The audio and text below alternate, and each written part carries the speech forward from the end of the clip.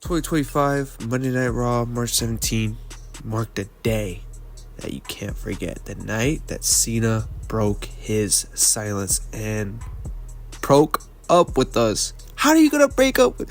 This is twice already, man. I'm tired of love.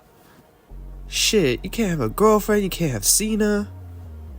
What, you're gonna take away my dog and now my dog's gonna turn heel on me? Come on, man. But that wasn't it. We see Penta versus Ludwig, no holds barred match, great match. And then we get Penta versus Braun teaser at the end. That was good.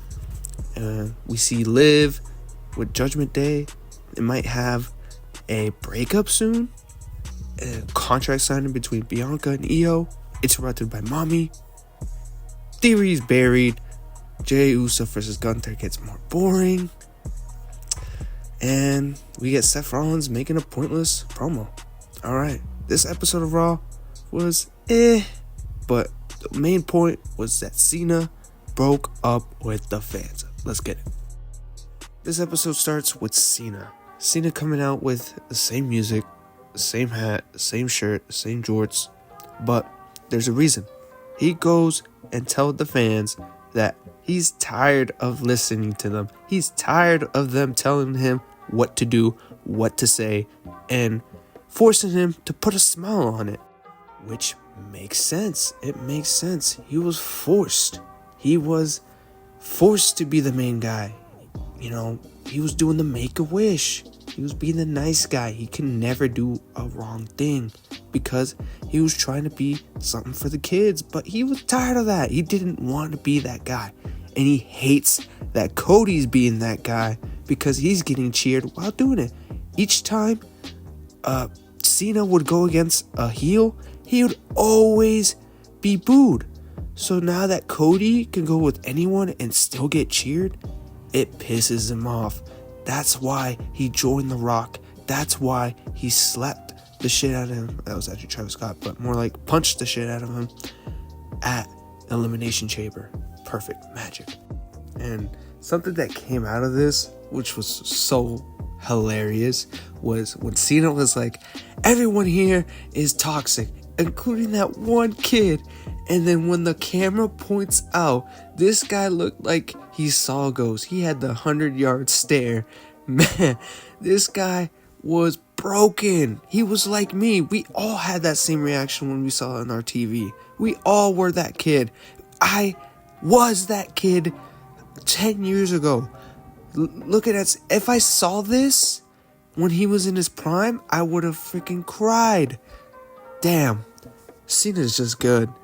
Wow, what a heel turn. And then we get the STFU chants at Cena. Wow. When do we ever hear those in WWE? Rarely. I know we hear it a little bit in AEW with MJF. And when he said no, that was hilarious. But, oh my goodness. That was amazing. And he said, none of your sons of bitches asked me how I felt. And the crowd was electric. They kept heckling him. They were saying, na na na na, na na na na, hey, hey, hey, goodbye to him when he left. But that wasn't it.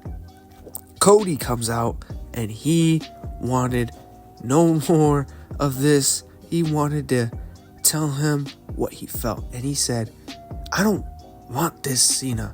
This Cena is not the Cena that I respect. This is not him. This is something he's trying to be.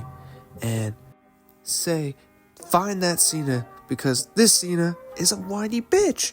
And oh my god, Cody really, hit Cena with that. Like he's being a whiny bitch. Like why all of a sudden when we start giving him love because he was gone, he wants to turn on us? Like when have we ever said Cena sucks? Let's go Cena. It's always been let's go Cena. It's always been let's go Cena. It hasn't been like that since like 2018. So this guy's tripping. Maybe it was too late. And Cody walks off. Cena hears the chants, hears the na na na, hey hey, goodbye, and drops the mic. Wow, what a segment. And definitely hit different with that. After that, I mean, it's tough to try to perform after that, but Penta and Ludwig had no interest of being forgotten or being looked upon after a great segment like that. So they have a no holds barred match in a cooked. These two were slugging it with chops, and then we get a Death Valley driver by Ludwig onto the commentary table. Crazy. Oh my gosh. This match was a heater. We get the crazy chant with I forgot, it was like cero miedo. I don't know, it was like some crazy chant. Take a hear. Disgusted with Penta and the reception he's received, not only here but around the world from the WWE. Like, I don't know, like something about Ludwig. He could be a great heel. He could definitely be an Intercontinental or US Championship someday, and he can actually carry that belt because he has the look, he has the aura.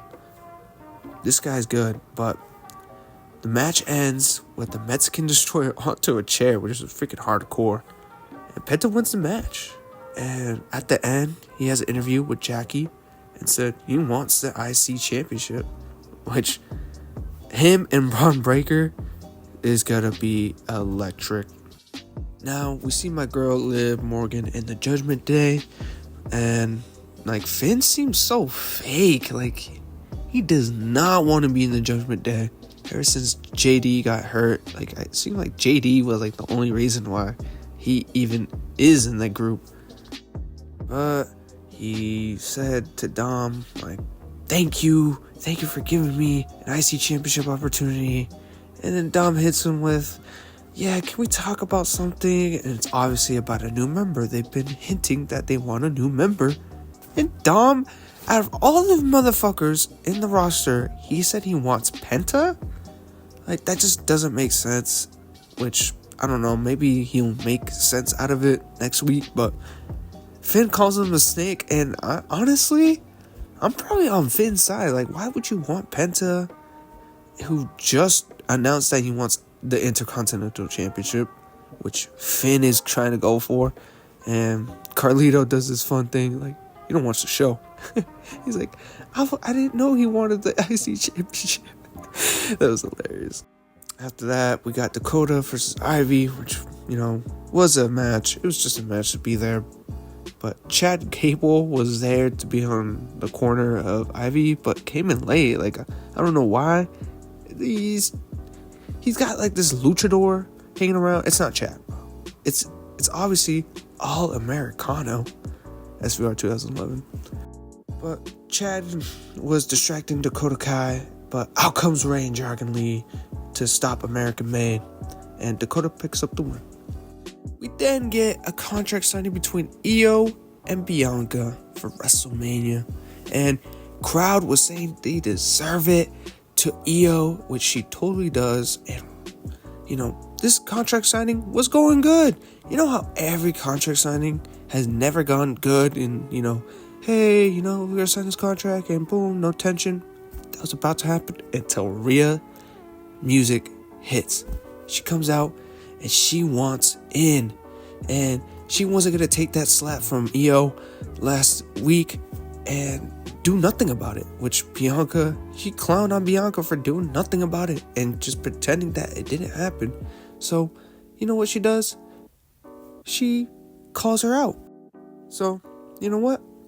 Everyone, it's free for all. So they all go slap each other, hit each other until the end, where Rhea just places Bianca on the table and power bombs Io onto Bianca and takes the contract and signs her name on it, like John Cena did back in 2021. That was crazy. Good callback. I just realized what's next. Jey Uso versus Theory. Now, I'ma just go out and say this. Jey Uso winning the Rumble was a disaster from the start. Now, I don't want to go too deeply into this because it's not about this, but Jey Uso winning that year's Rumble, like, yes, he has all the babyface love. Like, he is definitely deserving, but you don't make him lose at Saturday Night's main event clean and, like, meaningless just so he wins the Rumble and has this lackluster build. Like, he's been with Tozawa and Otis for some reason. Like, they have no correlation. Like, at least make him go after his brother. Like, Gunther is so sick, he even goes to SmackDown to take down his brother. And, you know, goes after his family. Even Solo Sikoa. Like, I know they don't like each other, but that's still his brother.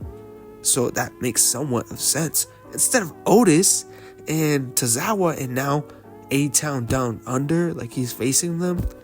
Like, what is this garbage? And then what makes things worse is that now Theory has to hurt from this and now is getting buried. Man, this was a squash match. Why? This is garbage. I mean, Gunther and Axiom has a great match on SmackDown and we get this garbage. Like, why can't Jay just have a match against someone and, like, since I have a WrestleMania match, I should be the target, not Gunther. You know, let me call someone out, Oos, and then someone comes out. Like, maybe someone from NXT, maybe someone that doesn't really get that much of an opportunity, and not squash him. Like, actually have a chance and actually have, like, a handshake. You know, maybe I'm just picturing things. Maybe I'm just crazy, but there's so many ways to book this match, and it's just really sad. Like, it's clear that Gunther and Jay just have no chemistry. Like, we haven't had like a promo battle between them that's set us off about this match. Like, how is Tiffy versus Charlotte already getting better more than this build? Like, dude, this was supposed to be the main event, and now it might not even be a main event or starting off the show. Like, it's getting scary. We haven't seen this bad of a build since probably like Shinsuke versus, you know, AJ Styles. Wow. Damn. Then we go to the back and see Rhea telling Adam Pearce, I want in the match. And Adam Pearce just saying, that's not how it works. That's not how things work. And out of nowhere, Bianca and Io just starts jumping Rhea. And then we just get the same brawl. We get another brawl. Perfect.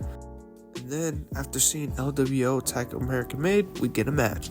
And this whole point was that the Masked Man, aka All Americano, was doing Chad Gable's moves and everyone thinks it's him. It's all Americano, guys. Come on. Totally not Chad Gable. And then we see Seth Rollins cut this pointless promo instead of him, like I said with Jay, like, just call someone out. Hey, CM Punk and Roman Reigns are not doing this. Let me do something that they won't do. Have an, open challenge. You should have done that instead of done this pointless promo where all he talks about is how CM Punk and Roman are going to be on SmackDown. Basically what Paul Heyman did, but at least he created a Roman Reigns Day where this just had nothing to do with anything. It was just a yap sesh. Just a basic way to advertise Rollins that he's going to be there and just say he was there. AJ does a interview and the crowd does this crazy chant for him like they did for France, which was insane. You can see AJ smiling and truly loved it, but that wasn't it. Karrion Kross interrupts and talks about how Logan Paul should already have his respect because how fast he grew in this business, which is true. It's not that far off, but AJ Styles versus Logan Paul is gonna cook. We all know that. And Karrion Kross is trying to play mind games with everyone. I don't know where this is gonna go. He hasn't had anything really crazy, so I don't know. Maybe Triple H cooks something. I don't want to see a triple threat between Karrion Kross and AJ Styles and Logan Paul. Logan Paul and AJ Styles should go solo, so don't do that. Next week, we see Cody and Cena again. We'll probably hear Cena why he joined The Rock. I know people were asking, wait, why did he not talk about The Rock at his promo? Well, maybe that's next week. We just have to find out. I mean, what people would be like, why is Cena coming out next week if he's just going to say the same thing? He's not going to do Seth Rollins and do a pointless promo. He's going to make this thing important. So we have to see this. And we also are getting Jey Uso against A-Town Down Under with the mystery tag team partner. People could say it's Jimmy, or I think I got an idea. You thinking what I'm thinking? Say his name and he appears. I believe in Joe Hendry. Finn needs a new theme.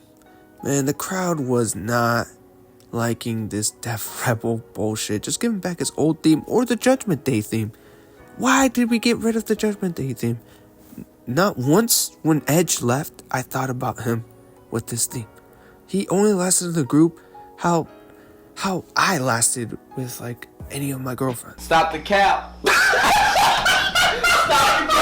Why the hell is Finn Balor getting these trash themes, man? The match did its thing for, a short Raw. It was a shorter Raw than usual. And we get Dominic Mysterio coming out, trying to rescue. Finn didn't want it. He didn't want no help. And obviously, it wasn't going to go good. These two are about to, have some tension. Like, this is going to be bad. Don't hurt my leg. Just don't. Whatever it is, don't touch my leg more again. Right? So these two have an argument. And he was trying to distract Braun, but all it did, it costed him as Finn Balor falls on the turnbuckles and, falls in his groin. And Finn Balor's face was just said it all. He's pissed at freaking Dom. And Braun Breaker gets the advantage, wins, and we get a post beatdown by the Judgment Day.